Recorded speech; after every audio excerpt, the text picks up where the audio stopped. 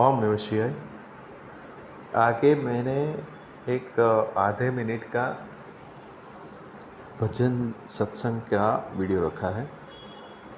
वो इसीलिए रखा कि मैं देखा हूँ कि ये भी एक सत्संग का प्रकार है और एक एनर्जिस्टिक्स बात होती है।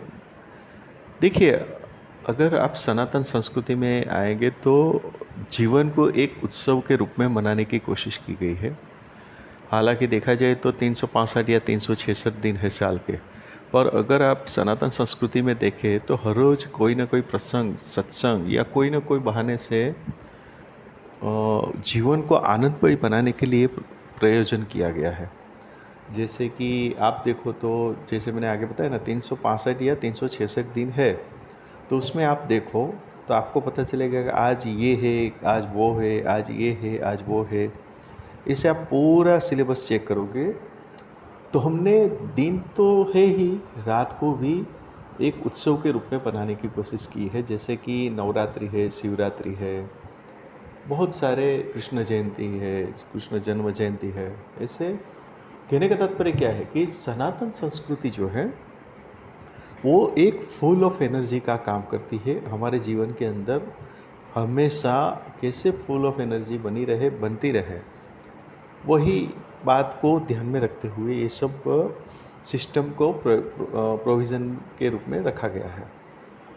उसके पीछे का लॉजिक कभी आपने सोचा है? मैं जानता हूँ कि आज का जो जनरेशन है वो हर एक चीज़ के अंदर एविडेंस मांगता है और जस्टिफिकेशन मांगता है। तो ये अपने आप में एक जस्टिफिकेशन है कि हमारा जो भी त्यौहार है, ये त्यौहार के अंदर हम उसको आनंदमय, उल्लासमय बनाने की कोशिश की गई है। ये एक बात हो गई। उसके पीछे का साइंस भी है अलग से। आप देखो तो मैंने ये ही क्यों रखा, अभी हम एक शूट करने जा रहे थे, उस शूट के अंदर हमने इस पार्ट को भी लिया है। तो वो जो पार्ट है उसमें हमने जब पहली बार मेरे हाथ में आया ये वीडियोस ऑडियोस, तो मुझे लगा कि इसके अंदर बहुत सारी एनर्जी है और वो एनर्जी को इसके अंदर लाने का मैंने प्रयत्न किया। और उसके ऊपर से जो मुझे एक जो बात आपको शेयर करने का मन हुआ वो ये है कि कोई भी चीज़ हो, उसका अल्टीमेट गोल है आनंद प्राप्ति करना। दूसरी बात कि अगर आनंद को प्राप्त करना है तो हमें पहले आनंदित होना पड़ेगा। अगर हम आनंदित हुए तो उसके बाद मैं आपको गारंटी देता हूँ कि सामने वाला, देखने वाला, सुनने वाला अपने आप प्रफुल्लित हो जाएगा, आनंदित हो जाएगा। तो यही तो सनातन संस्कृति का फंडा है कि पहले अपने आप में आनंदित हो और उसके बाद हमें जो देखेगा, हमें जो सुनेगा, हमें जो महसूस करेगा, वो आनंदित व प्रफुल्लित होगा। और इसी तरह से जीवन को जीने का एक अलग जो फंडा है,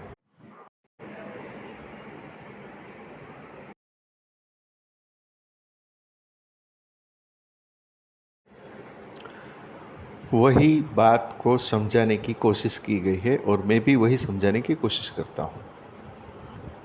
अच्छा, और एक बात ध्यान में लेने वाली है कि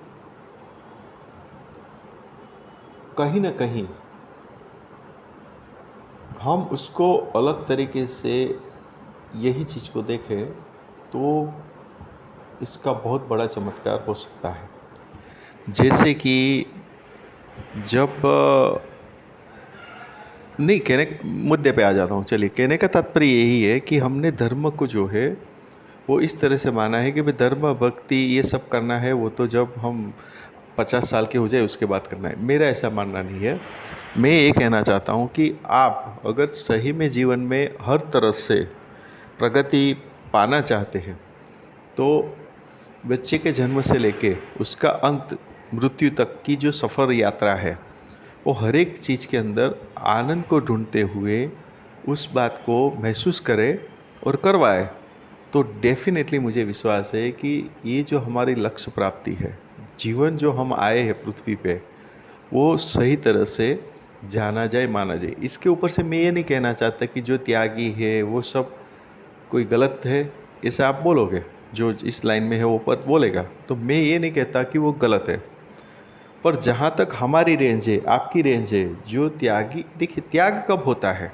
सपोज़ करो आपको पानी का प्यास लगी है, अभी आपने अच्छी तरह से पानी की प्यास बुझा ली, उसके बाद बोले और पानी पियोगे, तो आप बोलोगे नहीं, तो ये जो नहीं आया वो त्याग है। अभी उसको दी जाएगी वो चीज़ तो उस त्याग करेगा, यानी वो लेगा नहीं। सपोज़ करो कि आपको कुछ चीज़ बहुत भाती है, सपोज़ करो मिठाई, आपको मिठाई जितनी खानी है उससे 2 गुना आपको दे गई, उसके बाद आपने उसको खा भी लिया और उसके बाद फिर से आपको वो चीज़ दी गई, तो आप क्या बोलोगे, नहीं अभी नहीं चाहिए, मेरा पेट भर गया। तो ये जो नहीं या मेरा पेट भर गया, उसको त्याग बोलते हैं। यानी कि जो त्याग करता है वो कौन करता है, उसको भोगने के बाद करता है। मेरा ऐसा पर्सनली मानना है, क्योंकि अगर आपने उसका भोग नहीं किया है और फिर आपने उसका त्याग कर दिया, तो मुझे ऐसा लगता है कि कहीं ना कहीं हमारी गलती हो रही है। क्यों? क्योंकि हम पृथ्वी पे आए हैं, पृथ्वी के अंदर हमारे लायक हर एक अच्छी और बुरी चीज़ हमारे सामने रखी गई है। अभी वो भी अपने ऊपर छोड़ा है उसने कि आप जो चाहो वो ले लो, आप चाहो तो अच्छी चीज़ ले लो, आप चाहो तो बुरी चीज़ ले लो, वो भी अपने ऊपर छोड़ा है, पर लेना तो पड़ेगा ही। ठीक है, तो मेरा ऐसा मानना है कि जब हम कोई त्याग करने की बात करते हैं तो त्याग तब किया जाएगा जबकि उसके बारे में हमको पता है। जब हमें पता है तभी तो हम डिसीजन ले सकते हैं नहीं कि हमें ये एक्सेप्ट करना चाहिए या छोड़ देना चाहिए, यानी कि त्याग करना चाहिए। तो ये प्रकृति का नियम है कि जब दूसरे खाने पे आ जाते हैं, खाने के अंदर भी बहुत सारी चीज़ें ऐसी है कि जो हम खा सकते हैं, खाना चाहिए। तो और कई बार ऐसी भी चीज़ें जो हमें नहीं खानी चाहिए, वो हमें शारीरिक मानसिक कई अलग अलग तरह से नुकसान करती है। तो ये त्याग की भावना हो गई। त्याग के बारे में जानने के लिए कभी मूड बना और समय मिला तो डेफिनेटली त्याग क्या होता है और हमें त्याग के बारे में क्या नॉलेज है और उसके बारे में क्या क्या भ्रांति है, उसके बारे में भी हम कोशिश करेंगे बात करने के लिए, पर अभी वो समय नहीं है। अभी हमारा बात चल रहा है सत्संग के बारे में। तो ये सत्संग एक ऐसा ईजीएस्ट माध्यम है जिसके द्वारा हम परम प्राप्ति प्राप्त कर सकते हैं।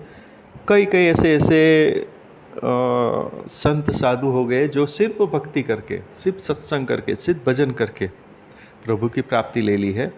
यानी कि ये भी एक तरीका है, ये भी एक मार्ग है जिसके द्वारा हम प्रभु प्राप्ति कर सकते हैं, आनंद को पा सकते हैं। अगर यहाँ पे आप मेरे कहने का तात्पर्य नहीं समझे तो मैं फिर से बता देता हूँ एक सेंटेंस में कि देखिए, जीवन के अंदर सब कुछ प्राप्त करना है, पैसा से लेके प्रभु प्राप्ति तक, तो एक ही सरल सीधा सादा मार्ग है, वो है सत्संग भजन, जिसके द्वारा हम हर एक चीज़ की प्राप्ति कर सकते हैं। अगर बोला जाए तो एक सेंटेंस में से बोलेंगे, क्योंकि आज के समय में के अंदर हमारे पास समय नहीं है और दूसरा की स्ट्रेस बहुत है। यानी कि कोई भी आदमी को आप पकड़ोगे तो उसके दिमाग में स्ट्रेस चलता ही रहता है। तो इस सबसे मुक्ति पाने का एक अचूक उपाय अगर आप पूछो मुझे तो वो यही है, भक्ति और सत्संग। तो आशा करता हूँ कि आज का ये जो टॉपिक है वो आपको अच्छा लगा होगा। ओम नमः शिवाय।